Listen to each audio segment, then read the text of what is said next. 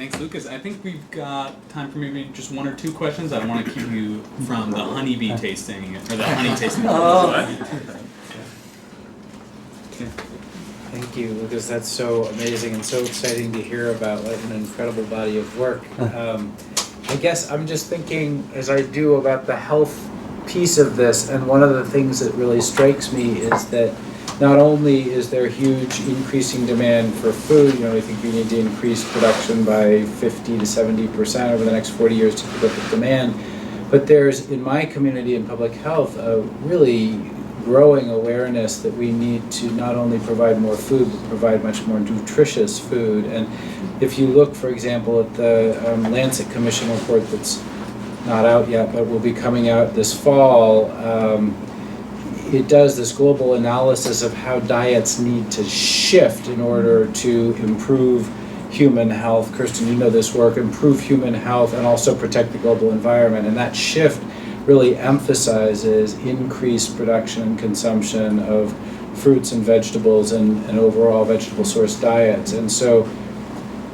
it would be really fascinating to think about this sort of pollinator deficit with respect not only to today's diets, but to the diets that we anticipate the world needs to be consuming over the next 40 years. Because what I see from what you're saying is this just massively widening deficit between pollination services and need for pollination services over that time period. So that's just sort of something that I think is interesting to think about. And the other sort of question I had is I'm still thinking about this study. I don't know if it's been debunked since it came out, but this study that came out of Germany in October where they were showing this 76% decline in all species of flying insects over 63 protected areas in the 27-year period. And who knows if the numbers are exactly right, but it seems like you've given us this snapshot of this deficit.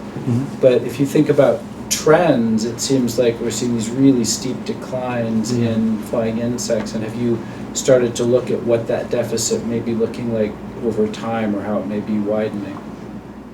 Yeah, so I agree with your 2 points. You explain in much better way than me. And so regarding the first point, I can add that its pollinator not only contribute to crop yield in a type of food that is more nutritious, but also within this food, they improve the quality of the food. So if you have, for example, if you focus only on apples, if you have better pollination, those apples are going to be more nutritious than you have apples with poor pollination. And that's the case with many different crops. And this is also a new area of research. So we are doing, for example, some studies about pollination on apples and antioxidants, and how better pollination can promote some antioxidants in the apples. So it can change the nutritious quality of the food, even if it's the same crop. And so there are some studies, of course, from an economical perspective, that, of course, if you have if you focus on raspberries, on strawberries, poor pollinated strawberries of raspberries, they are not going to obtain a commercial grade because they are going to obtain malformation.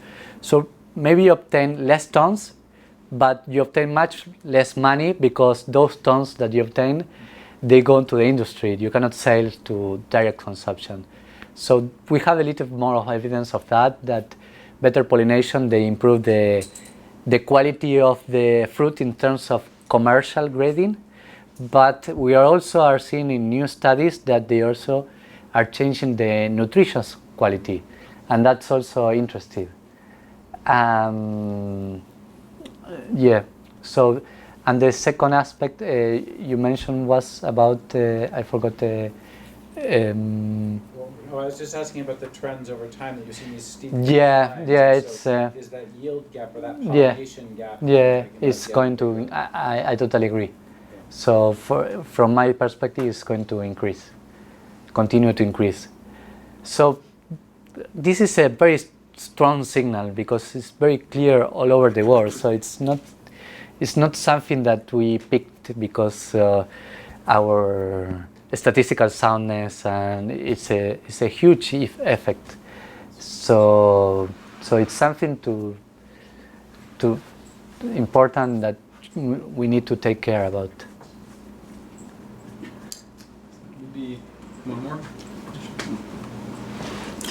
So now, with the climate change, plants like blueberries, they are short day plants. And at least in the upper latitudes, they have been flowering 5 to 6 weeks earlier than what they used to. So this honeybee or whatever this pollinator mechanism, are they coordinating with this early flowering? Well, of course, if you have one of the reasons why pollinator diversity is important is because of those kind of heterogeneity in flowering periods due to climate change, but also due to climate variability in general, because flowering period is not the same over the years. So if you have a diversity of pollinators, you kind of stabilize the pollination function, and you can also do management for that. You can also manage honeybees or manage bumblebees in ways to try to activate them early in the season and put them in the crop. So both things are important. So try to manage landscapes for diverse community and also do single species management. Of course, not with invasive species. Excellent. All right. Well, let's thank Lucas again. And we'll have Okay. Thanks.